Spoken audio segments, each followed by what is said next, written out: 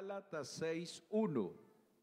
Hermanos, si alguno fuere sorprendido en alguna falta, vosotros que sois espirituales, restauradle con espíritu de mansedumbre, considerándote a ti mismo, no sea que tú también seas tentado. Colóqueme la diapositiva número 9, y hasta ahí llegamos el domingo anterior. Una breve introducción para los que no vinieron el domingo, a fin de ponerlos en contexto. Amén. Al hablar de restaurar, ya ustedes saben que esa palabra significa reparar, recuperar o volver a poner algo en su estado original. Restauramos algo que se está acabando, dañando y lo pintamos, lo organizamos. Entonces eso es restaurar.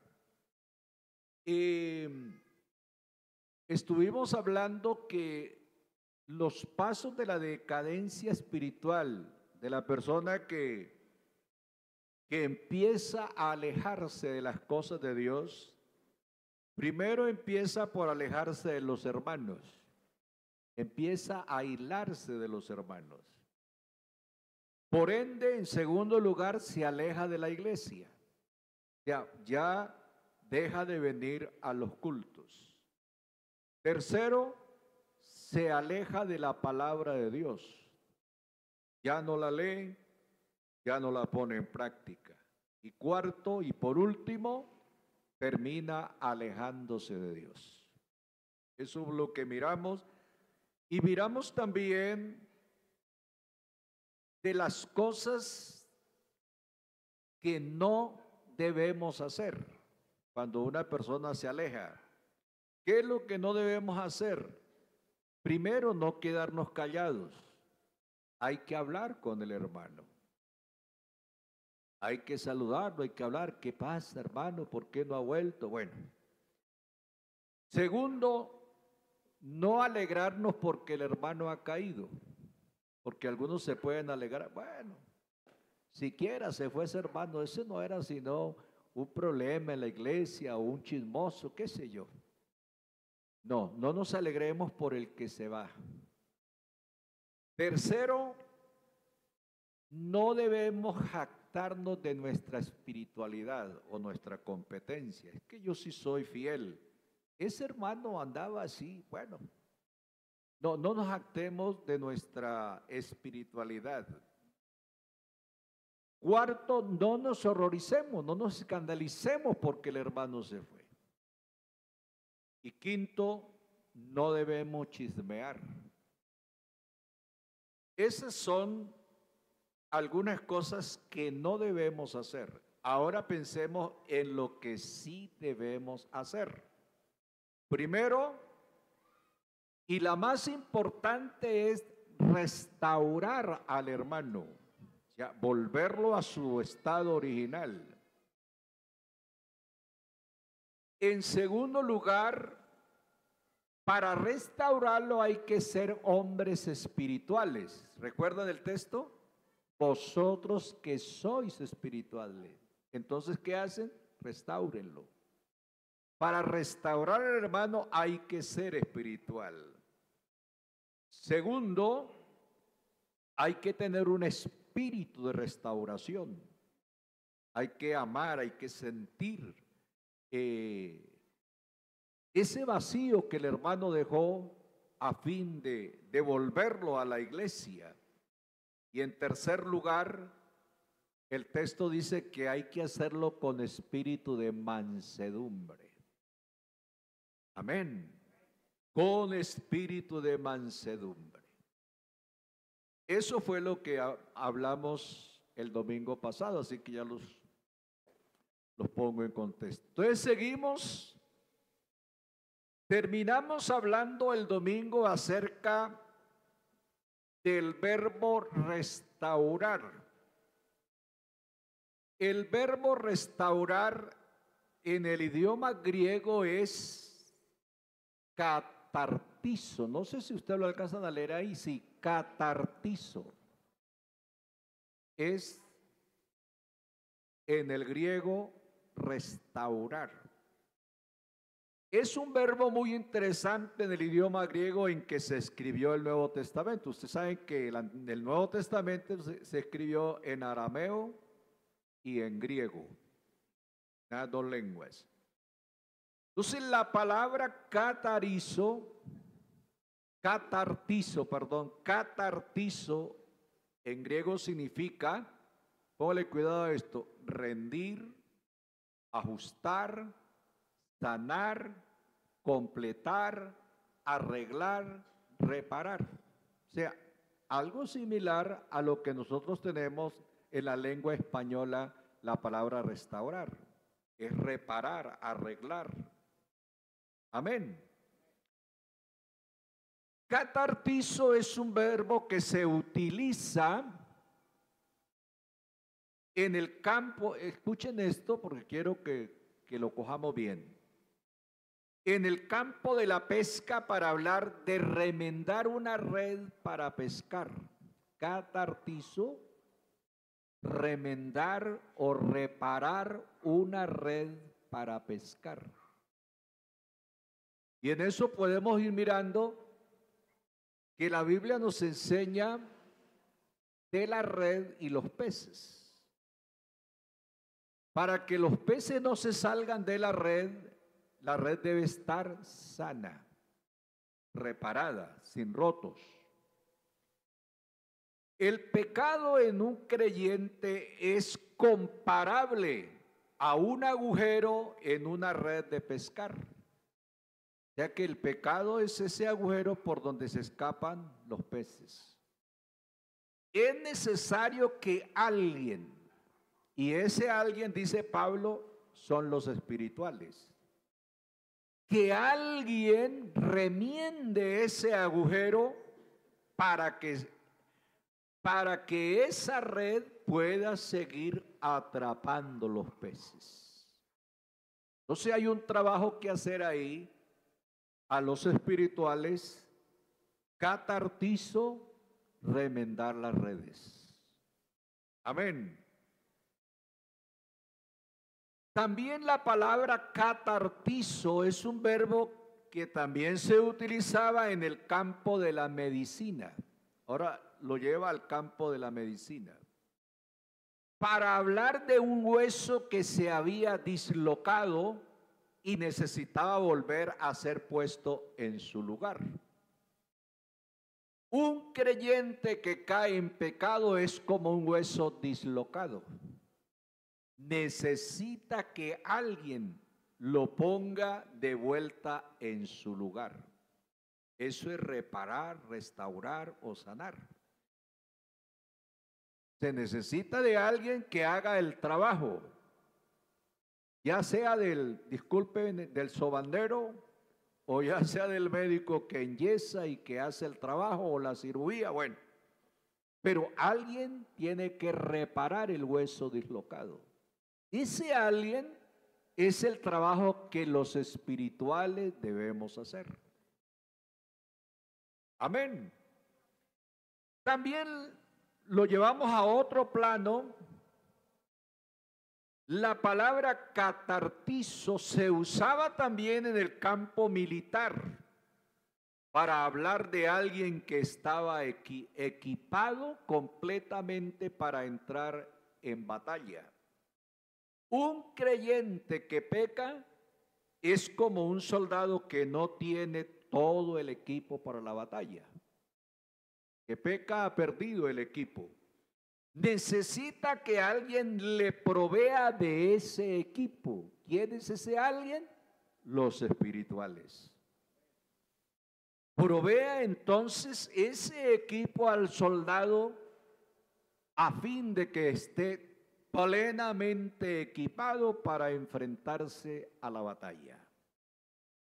Así que los creyentes espirituales Los creyentes espirituales son los que deben restaurar a un hermano que ha caído en pecado. Y mira entonces esto. Son ellos los que van a remendar los huecos que produce el pecado en el hermano caído. Son ellos los que van a poner en su lugar los huesos dislocados que produce el pecado en el hermano que ha caído. Son ellos los que van a equipar completamente al hermano que ha caído para que pueda ser útil en la batalla. Ustedes vean, hermanos, hay un trabajo que nos corresponde hacer y que de pronto hemos descuidado. Porque les decía el domingo, trabajamos más la parte evangelística con los amigos. Lo trabajamos mucho, gracias a Dios, pero la restauración de los hermanos que se han apartado, poco hemos hecho. Hay que decirlo, hay que decir verdad. Entonces necesitamos que entendamos que ellos es una población que se nos fue de la iglesia y necesitamos volverlos. ¿Quiénes hacen el trabajo? Los espirituales. No se olviden de Gálatas 6:1. Vosotros que sois espirituales, restáurenlos, vuélvanlos a la iglesia, recupérenlos, sánenlos, reparen el hueco en la red, el hueso dislocado o el equipo del soldado. Eso es de los espirituales. Amén, gloria a Dios. En segundo lugar, la restauración debe hacerse siguiendo estos pasos. Y miremos en Mateo 18, versos 15 al 17. Mateo 18, versos 15 al 17. Mire lo que dice. Es una enseñanza del Señor Jesús.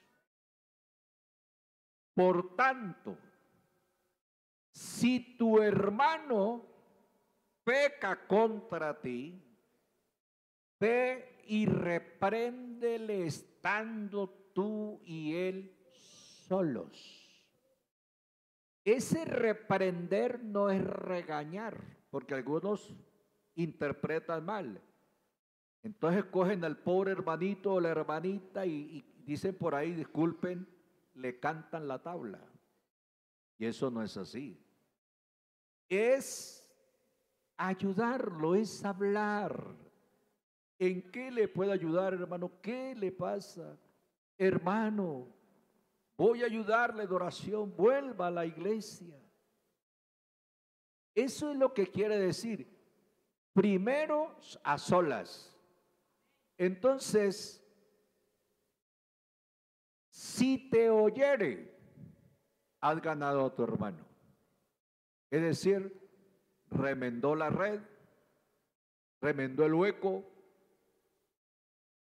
sanó el hueso dislocado o equipó al soldado que había perdido el equipo. Pues siguió según la palabra catartizo. Amén. Seguimos. Si te oyeres, has ganado a tu hermano. Mas si no te oyeres, toma aún contigo a uno o dos, para que en boca de 2 o 3 testigos conste toda palabra. Entonces, si a solas no lo escuchó, entonces dice, puede hablar con otros hermanos que hayan testigos y vuelven y hablen con él. Pero vuelvo y les digo, no es a regañarlo, es a ayudarlo, es a tenderle la mano, es a sanar las heridas, porque no sabemos por qué se fue de la iglesia. Vamos a sanar, a curar, a reparar la red. Amén. Y el verso 17. si no lo oyeres a ellos, dilo a la iglesia. Y si no oyere a la iglesia, tenle por gentil y publicano. Ahora años atrás, los más viejos me dirán si es así o no. Nosotros interpretábamos mal el texto y entonces aplicábamos ese texto para publicar a los hermanos y echarlos de la iglesia. Eso lo hacíamos de otra manera en tiempo atrás. Todavía los avergonzábamos. Hermano, no es así. Lo que el texto dice es ténganlo, no es que lo publiquen. Si un hermano es adúltero y se le dice, se le amonesta, se le aconseja y el hermano no cambia su condición, yo no lo voy a publicar que es un adúltero, pero lo voy a tener como gentil o publicano, es decir, no es un hermano. Está totalmente alejado de la obediencia a la palabra de Dios. Él puede venir a culto, pero realmente él está en pecado. ¿Sí me explico, hermano? Entonces, eso es lo que quiere decir el texto. Ténganlo. Tengan a ese hermano como un gentil o publicano. No es que lo publiquen. Publicano es una cosa y publicar es otra. Amén. Entonces ahí hay unos pasos, volvamos, de la restauración, la cual se debe hacer por fases. Y ahí tenemos, primero en privado, entre el creyente espiritual y el creyente que ha caído. Segundo, si esto falla, se debe ir a una segunda etapa con la presencia de testigos. Tercero, si esto falla, se debe ir a una tercera etapa con la intervención de la iglesia. Si todo falla, ese creyente que ha caído y persiste en su pecado debe ser tenido por gentil y publicano. En tercer lugar, como parte de la restauración, es necesario mostrar al hermano que ha caído en pecado el camino correcto por el cual debe andar. Amén. Santiago 5, 19 al 20 dice: hermanos, si alguno de entre vosotros se ha extraviado de la verdad y alguno le hace volver, sepa, espirituales, sepa que el que haga volver al pecador del error de su camino, salvará de muerte un alma y cubrirá multitud de pecados. Así que hay un trabajo que hacer ahí de restauración.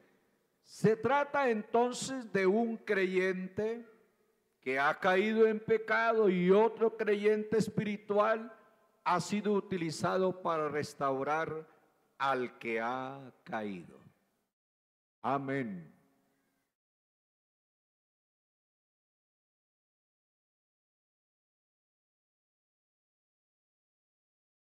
Esto es lo que significa entonces restaurar.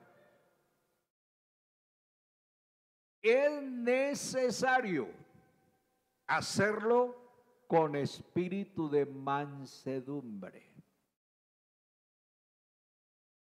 El que vaya, ¿qué digo yo? Con prepotente, ¿no? Hinchadito. Es que yo sí soy espiritual, yo sí soy temeroso de Dios. Bueno, el que piense estar firme, hágalo con espíritu de mansedumbre. ¿Qué dice el texto? Considerándote a ti mismo. No sea que tú también seas tentado de decir, no sea que le pase lo mismo. Claro que vamos a decir, no, hay poder en Jesús. Pero somos humanos. Entonces lo que dice el texto, es necesario la mansedumbre, lo cual es uno de los aspectos del fruto del Espíritu Santo. El fruto del Espíritu, uno de ellos es la mansedumbre. Es lo que dice Gálatas 5, 22 y 23. Mas el fruto del Espíritu es amor, gozo, paz, paciencia, benignidad, bondad, fe. 23, mansedumbre. Templanza, contra tales cosas no hay ley. Mansedumbre. Amén. ¿Qué dijo el Señor Jesús? Aprended de mí que soy manso y humilde de corazón. Así que ese espíritu de mansedumbre hará reflexionar profundamente al creyente espiritual. Recuerde que son los espirituales, acerca de su propia fragilidad, para no jactarse de su firmeza ante la tentación, considerándote a ti mismo. Gálatas 6:1. Así que el que piense estar firme, mire que no caiga. 1 Corintios 10:12. Entonces, no nos jactemos de nuestra espiritualidad, aunque somos espirituales, vayamos con mansedumbre. Amén. Quiero enfatizar a través de las Escrituras o de la Escritura en 3 palabras claves, que es el arrepentimiento, la conversión y la obediencia. Para que haya restauración tiene que haber arrepentimiento, por ende conversión y obediencia. Así que la primera acción o la primera condición es el arrepentimiento. Vamos al Salmo 51, el verso 1 al 4. Ahí ustedes saben que es David. David ha pecado, ha caído en adulterio. Pero aquí David se restaura. ¿Y cómo lo hace? Primero, el arrepentimiento. Porque yo reconozco mis rebeliones. El problema es cuando la persona no reconoce que sí ha fallado. Pero cuando la persona reconoce que sí falló, tiene la culpa, se arrepiente. Y mi pecado está siempre delante de mí. Contra ti solo he pecado y he hecho lo malo delante de tus ojos, para que sea reconocido justo en tu palabra y tenido por puro en tu justicia, en tu juicio. ¿Qué es lo que hay que hacer? Arrepentirse, reconocer que falló, que pecó. No le eche la culpa a otro. Reconozca que falló, arrepientes. Esa es la primera condición. La segunda condición que tenemos ahí es la conversión. Hechos 3:19. Hechos 3:19. Dice, así que arrepentidos, que es lo primero, y lo segundo es convertidos, es decir, conversión, para que sean borrados vuestros pecados, para que vengan de la presencia del Señor tiempos de refrigerio. Entonces esa es la condición, arrepentirse y convertirse. Amén. La obra de arrepentimiento no está completa si solo nos apartamos del pecado. Es necesario la conversión, es decir, apartarme de lo malo y comenzar a buscar lo bueno. Deja de hacer lo malo y dejar de hacer lo malo y comenzar a hacer lo bueno, lo agradable a Dios. El Salmo 34, verso 14. Salmo 34, 14 dice: apártate del mal y haz el bien, busca la paz y síguela. Jeremías 15, 19 dice: por tanto, así dijo Jehová. Es Dios mismo el que está hablando por boca del profeta. Si te convirtieres, yo te restauraré y delante de mí estarás. Y si entresacares lo precioso de lo vil, serás como mi boca. Conviertas en ellos a ti y tú no te conviertas a ellos. Hermano, yo no sé por qué hay hermanos y jóvenes que en vez de ganar al amigo y traerlo a la iglesia, son ellos los que se dejan ganar de los amigos y terminan en las fiestas, en los bailes, borracheras, en las drogas. ¿Por qué? Conviertas en ellos a ti, pero tú no te conviertas a ellos. Amén. Eso quiere decir que hay que ser espiritual y revestirnos de poder. Porque ¿qué dice la Escritura? Más poderoso es el que está con nosotros que el que está en el mundo. Y a veces pareciera que el que está en el mundo es más poderoso que el que usted tiene. Y no es así, mi hermano. Tenemos el Dios Todopoderoso. Que ellos se conviertan al Señor. Amén. Y la tercera condición es la obediencia. Jeremías 42, 6. Jeremías 42, 6 dice: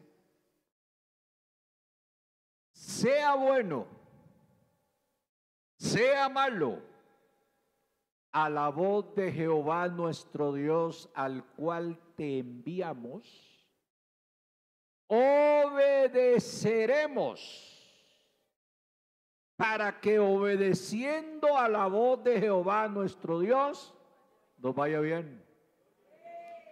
Si usted quiere que le vaya bien, sea obediente a la voz de Dios. Obedezca la palabra. Entonces, esa es la otra condición que tenemos ahí, la obediencia. Definamos primeramente la obediencia ¿a quién? Porque no se trata de ser obediente al hombre o a los líderes religiosos. Lo que traerá restauración en la vida es la obediencia a la palabra de Dios. ¿Recuerdan del versículo del primer libro de Samuel 15, 22? El obedecer es mejor, sí, que los sacrificios y el prestar atención. Primer libro de Samuel 15, 22. Y Samuel dijo: se complace Jehová tanto en los holocaustos y víctimas como en que se obedezca las palabras de Jehová. Ciertamente el obedecer es mejor que los sacrificios y el prestar atención que la grosura de los carneros. Es mejor obedecer. Un aplauso al Señor. Amén. Así que si nos alejamos del pecado, buscamos a Dios y tratamos de corazón de hacer su voluntad conforme a su palabra, el Señor nos restaurará. Porque el restaurador se llama Jesucristo. Nosotros somos los ayudantes, los colaboradores, los obreros, pero Él es el que restaura totalmente. Él repara cada área de nuestra vida que esté dañada. Por eso Josué 1:8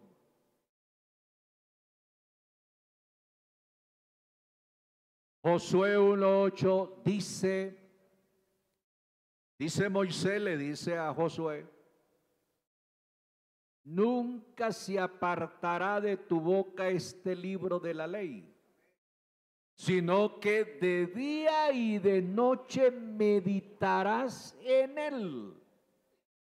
Y yo les pregunto, hermanos, ¿ustedes leen la Biblia todos los días? ¿En la mañana o en la noche? Porque si usted lee en la mañana, va a meditar en esa escritura todo el día. Y si la lee en la noche, también va a meditar en ella hasta que se duerma. Pero hay que leerla. Hermano, no tenga la Biblia ahí guardadita en el altar como si fuera un amuleto, dice el hermano. No. Eso es para leerla y poder meditar en ella. Para que guardes, porque cuando la leemos, meditamos, obedecemos. Para que guardes y hagas conforme a todo lo que en él, en la ley, en la palabra, en él está escrito, porque entonces harás prosperar tu camino y todo te saldrá bien.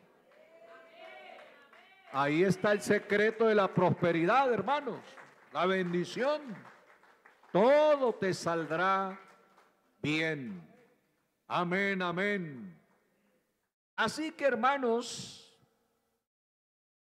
es importante tener en cuenta el contexto del versículo, porque Gálatas 6, 1 y 3 al 3, que es el que hemos leído,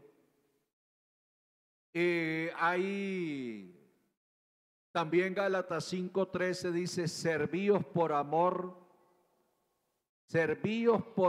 los unos a los otros. Amén. Gálatas 5:13, servíos por amor los unos a los otros. Es decir, restaurar es un servicio, es un trabajo que hay que hacer al Señor, una obra. Servíos por amor los unos a los otros. Eso es muy importante. Gálatas 5:14, amarás a tu prójimo como a ti mismo. Quiere decir que restaurar es un acto de amor. Gálatas 5:16, pero si os mordéis y os coméis unos a otros, mirad que también nos consumáis unos a otros. Es decir, no murmurar, quejarse contra él, sino tratar de ¿qué? Restaurarle. Entonces, el contexto de restauración es un servicio, un amor y no murmurar. Por eso el espíritu de mansedumbre del que habla el apóstol Pablo. ¿Quiénes son los espirituales? Porque los espirituales son los que van a restaurar. Número 1, los espirituales no son los emocionales. Hay que establecer diferencia entre los emocionales y los espirituales. Los emocionales son los que cantando saltan, gritan, lloran, hablan en lenguas.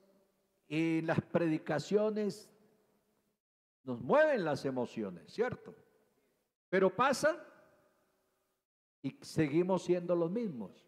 O sea, nos motivamos, nos movieron en el momento de la alabanza o el culto, pero pasó y todo sigue lo mismo. No hay un cambio en la persona. En cambio, el espiritual no es tan emocional, pero sí es espiritual.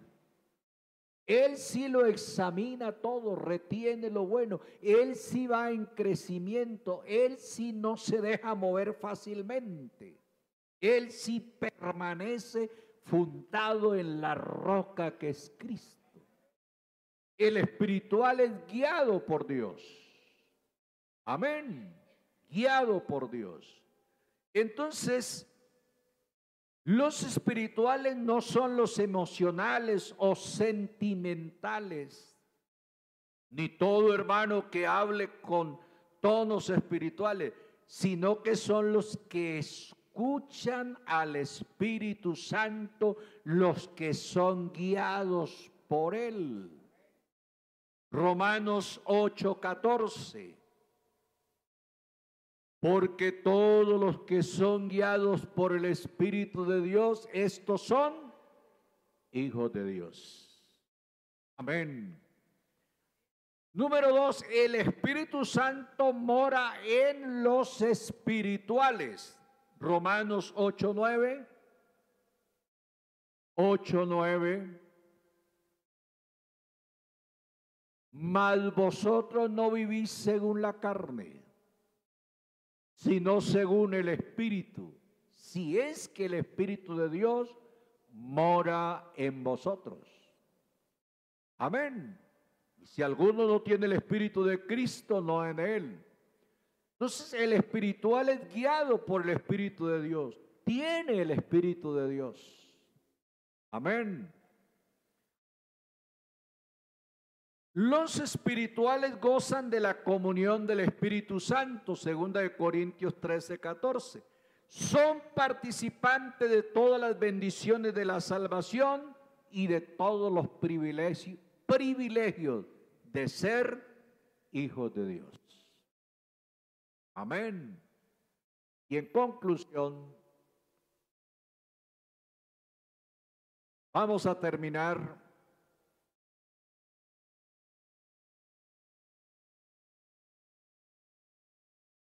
Dios es el experto restaurador de la vida del hombre. Él, el Señor, está dispuesto a restaurarnos, a reparar cada área de nuestra vida.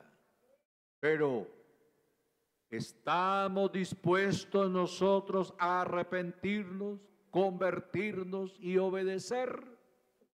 La decisión está en nosotros. Jeremías 15:19, que ya lo leímos, si te convirtieres, yo te restauraré, el Señor restaura, y delante de mí estarás.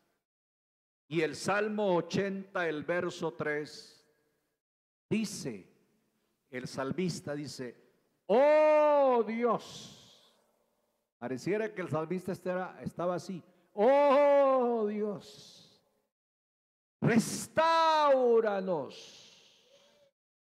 haz resplandecer tu rostro y seremos salvos.